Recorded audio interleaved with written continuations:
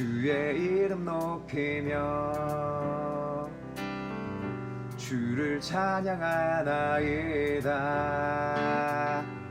나를 구하러 오신 주를 기뻐하나이다.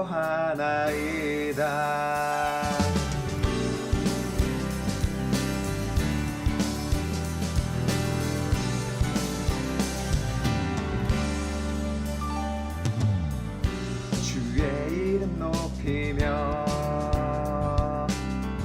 주를 찬양하나이다. 나를 구하러 오신 주를 기뻐하나이다.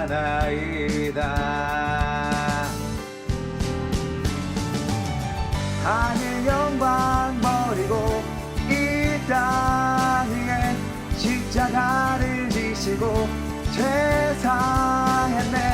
무덤에서 일어나 하늘로 올리셨네. 주의 이름 높이리.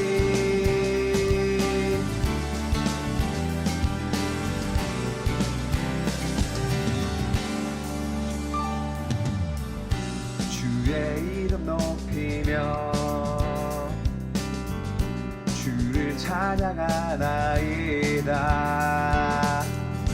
나를 구하러 오신 주를 기뻐하나이다. 하늘 영광 버리고 이 땅 위에 십자가를 지시고 죄사했네. 무덤에서 일어나 하늘로 올리셨네. 주의 이름 높이리. 하늘 영광 버리고 이 땅 위에 십자가를 지시고 죄사했네. 무덤에서 일어나 하늘로 올리셨네. 주의 이름 높이리.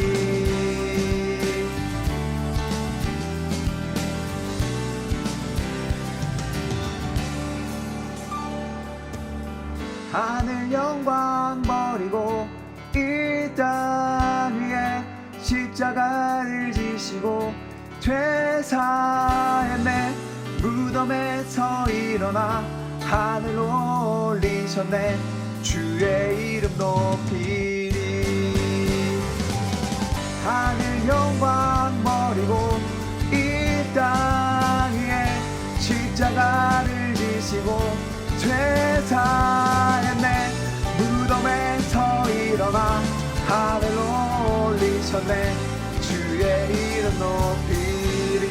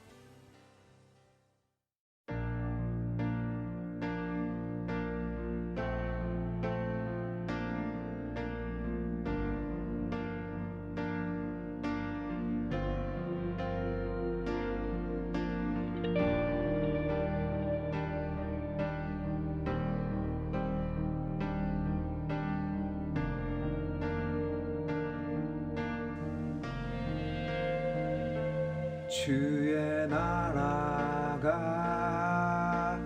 임할 때 하나님 임재하실 때 예배가 회복되며 기적은 일어나네.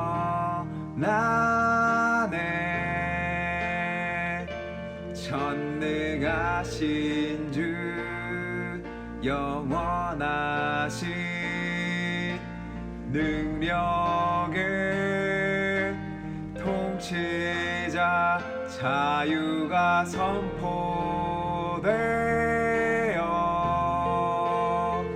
주 백성 다가오네. 하나님 나라 임하소서. 영광과 존귀 능력과 위엄 놀라운 사랑의 기적의 하나님 지금 이곳에 오소서.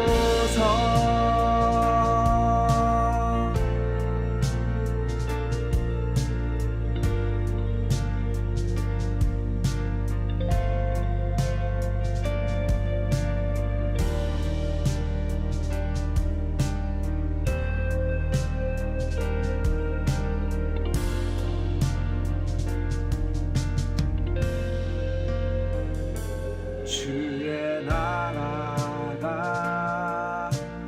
임할 때 하나님 임재하실 때 예배가 회복되며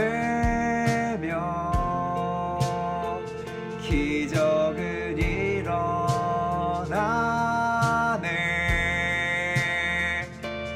전능하신 주 영원하신 능력의 통치자 자유가 선포되며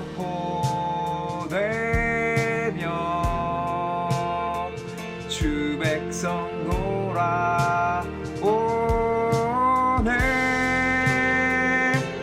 하나님 나라 임하소서. 영광과 존귀 능력과 위엄 놀라운 사랑의 기적의 하나님 지금 이곳에 오소서. 하나님 나라 임하소서. 영광과 존귀 능력과 위엄 놀라운 사랑의 기적의 하나님 지금 이곳에 오소서. 하나님 나라 임하소서. 영광과 존귀 능력과 위엄 놀라운 사랑의 기적의 하나님 지금 이곳에 오소서. 하나님 나라 임하소서. 영광과 존귀 능력과 위엄 놀라운 사랑의 기적의 하나님 지금 이곳에 오소서.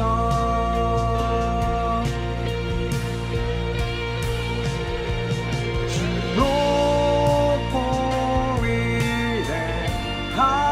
위대하심을 크게 외쳐 선포하네.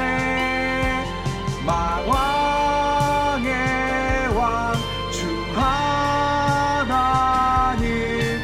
지금 오소서. 주 높고 위대하심을 크게 외쳐 선포하네. 만왕의 왕 주 하나님 지금 오소서. 주 높고 위대하심을 크게 외쳐 선포하네. 만왕의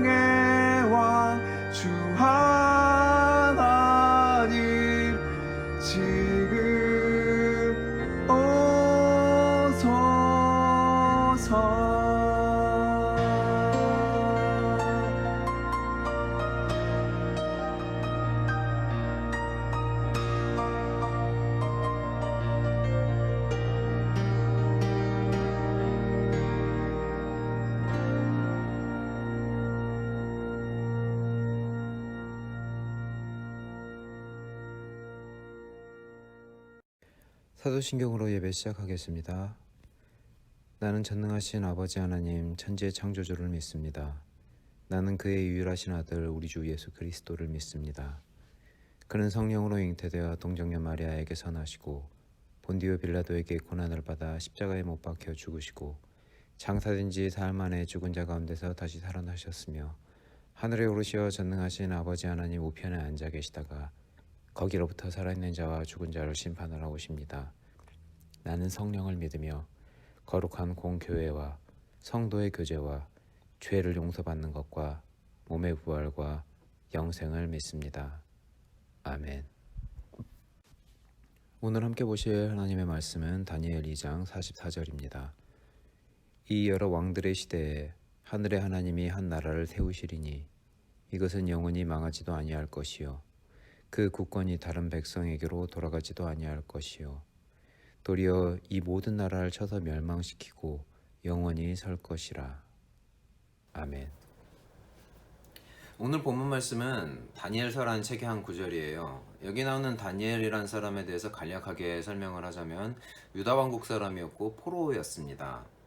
유다 왕국의 왕과 백성들이 하나님께 죄를 너무 많이 지어서 하나님께서는 나라의 심판을 내리세요.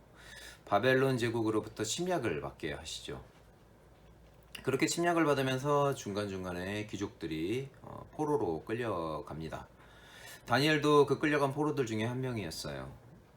그런데 이 바벨론 왕이 포로들을 그냥 가둬놓고 놀리지 않았어요. 포로들 중에 외모도 괜찮고 똑똑한 사람들을 뽑아서 교육을 시킵니다. 각 나라 유능한 인재들을 뽑아서 자기 나라 일을 시키려는 그런 바벨론의 정책이었죠. 다니엘도 그렇게 교육을 받고 나라의 중직을 맡게 됩니다. 다니엘은 그 중에서도 지혜와 능력이 굉장히 뛰어났어요. 성격도 성실하고 부지런하기도 했고요. 비록 외국의 포로였지만 바벨론 현지의 유능한 인재들을 제치고 아주 높은 자리에까지 올라가게 됩니다. 왕도 다니엘을 신뢰하고 가까이 했고요. 하루는 이 바벨론 왕이 꿈을 꿨는데 그 꿈이 심상치가 않았나 봐요.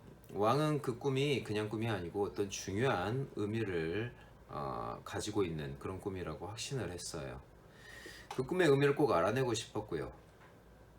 그래서 나라의 지혜자들을 불러서 자기 꿈을 해석하라고 합니다. 문제는 그 꿈에 대해서 아무것도 안 가르쳐주고 어떤 단서도 주지 않고 해석을 하라고 한 거예요. 이건 뭐 마치 문제도 안 보이는 시험지를 나눠주고 풀라고 하는 것과 같은 거죠. 지혜자들은 굉장히 난감해했어요. 그리고 왕 앞에서 못하겠다라고 이야기를 하죠. 꿈을 말해주면은 해석도 하겠다고 왕을 설득을 하려고 합니다. 그런데 왕이 이 사람들을 못 믿었던 것 같아요. 왕은 이 사람들이 자기가 꾼 꿈이 뭔지 맞춰야 해석도 할 수 있을 거라고 생각을 했어요. 지혜자들의 입장에서는 어거지처럼 보일 수 있지만 사실 왕의 입장에서는 합리적인 판단이죠. 그 사람들이 꿈 이야기 듣고 자기 마음대로 엉터리 해석을 할 수도 있고 거짓말을 할 수도 있는 거니까요. 이 지혜자들 중에 왕의 꿈이 뭔지 맞출 수 있는 사람은 없었어요. 당연히 해석도 못했겠죠. 왕은 화가 나서 이렇게 명령을 합니다. 이 쓸모없는 것들 다 죽여버려라. 그래서 나라의 지혜자들, 나라의 이제 관리들, 중요한 직책을 맡은 사람들 다 지혜자들이었겠죠. 그 사람들이 다 이렇게 죽게 생겼어요.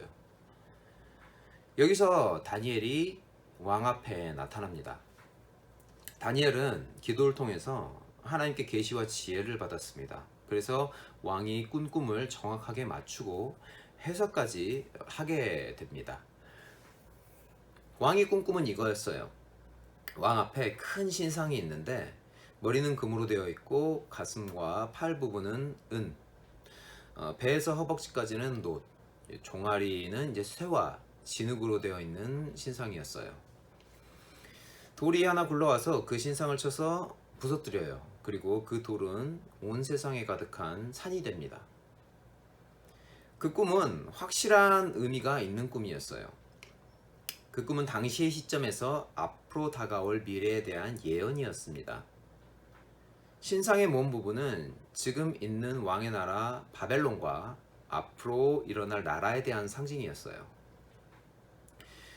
그런데 그 나라들이 결국에는 다 무너지게 될 거라는 거죠. 돌도 나라를 상징해요. 그런데 이 돌의 나라는 하나님께서 세우시는 나라라고 해요. 절대 망하지 않을 것이고 영원히 계속되는 나라죠. 다니엘의 이 꿈 해석이 실제로 이루어집니다. 뿐만 아니라 지금까지도 계속 진행이 되고 있어요.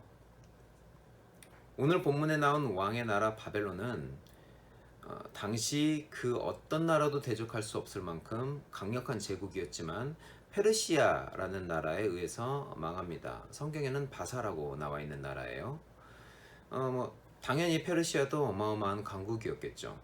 하지만 이 나라도 망해요. 고대 그리스 헬라 제국에 의해서 망하죠.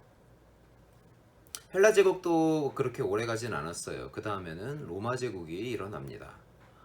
역사상 가장 강력하고 오랜 기간 존재했던 제국이었어요.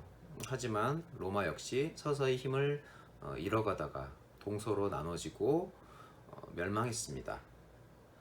그 후로도 수많은 제국들이 일어나서 힘을 떨치고 영광을 얻었습니다. 그리고 결국에는 다 망했죠.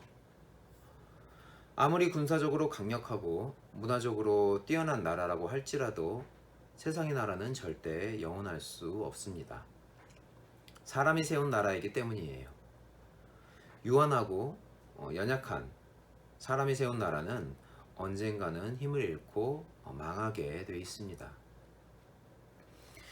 그런데 오늘 본문을 보면은 영원한 나라가 있다고 하죠. 모든 나라를 멸망시키고 영원히 서는 나라. 하나님의 나라입니다. 이 나라는 영원합니다. 영원하신 하나님께서 세우시고 통치하는 나라이기 때문이에요. 하나님께서 하시는 일들에는 하나님의 속성이 나타나요. 마치 우리의 말과 행동이 우리의 성격과 특성을 나타내는 것처럼요. 하나님의 속성 중에 중요한 것 하나가 영원성입니다. 오직 스스로의 의지와 능력으로 존재하시고 언제나 끝없이 변함없이 계시는 분이죠. 그래서 하나님께서 하시는 말씀 역시 그분의 영원성을 갖고 있어요. 하나님께서 하시는 일도 마찬가지고요.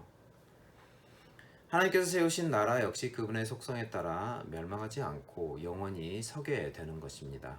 뿐만 아니라 그 나라는 무한하신 하나님의 능력과 영광을 나타냅니다. 그 나라를 통해 사람들은 하나님께서 얼마나 위대하신 분인지, 얼마나 크신 분인지 보게 될 거예요. 더욱더 놀라운 사실은 우리가 이 나라에 속해 있다는 거죠. 예수 그리스도를 통해 하나님을 믿는 우리는 이 영원한 영광의 나라의 백성, 시민이 된 거거든요. 우리는 마땅히 이 사실에 대해 감사하고 감격해야 합니다. 여러분들 아마 가끔이라도 자신이 대한민국 국민이라는 사실을 자랑스러워할 때가 있을 거예요.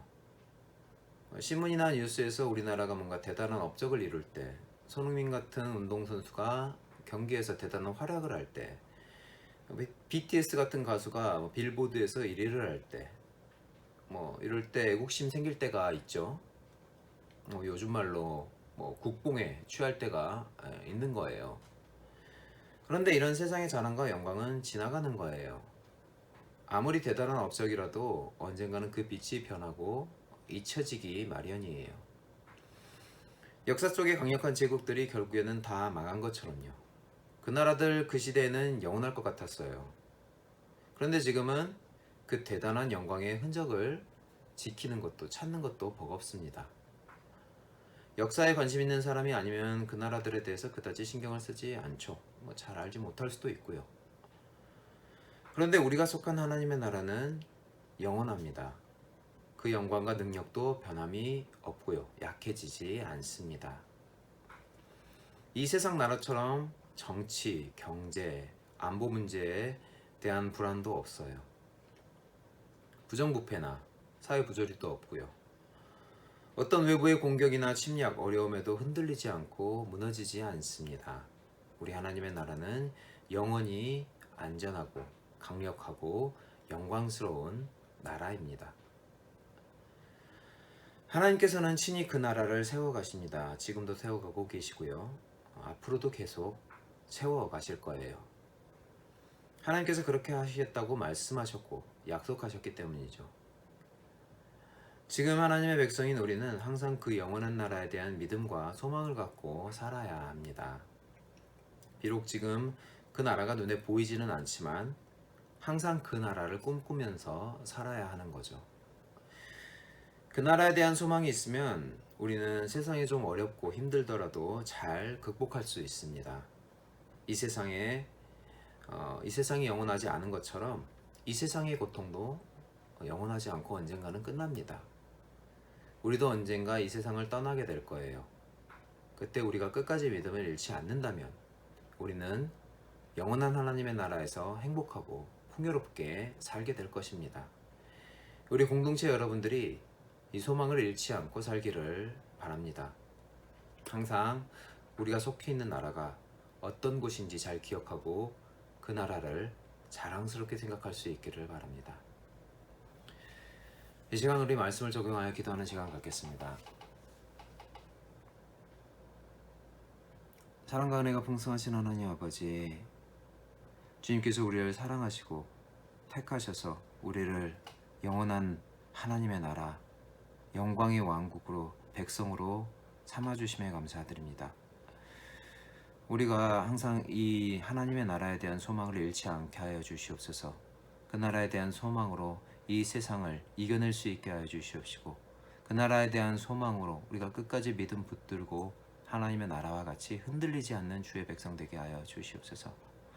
주님께서 늘 우리를 그 나라의 백성으로 이끌어 주시고 사랑해 주실 것에 감사드립니다.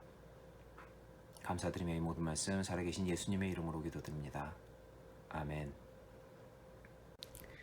주기도문으로 모든 예배 순서를 마치겠습니다. 하늘에 계신 우리 아버지, 아버지의 이름을 거룩하게 하시며 아버지의 나라가 오게 하시며 아버지의 뜻이 하늘에서와 같이 땅에서도 이루어지게 하소서.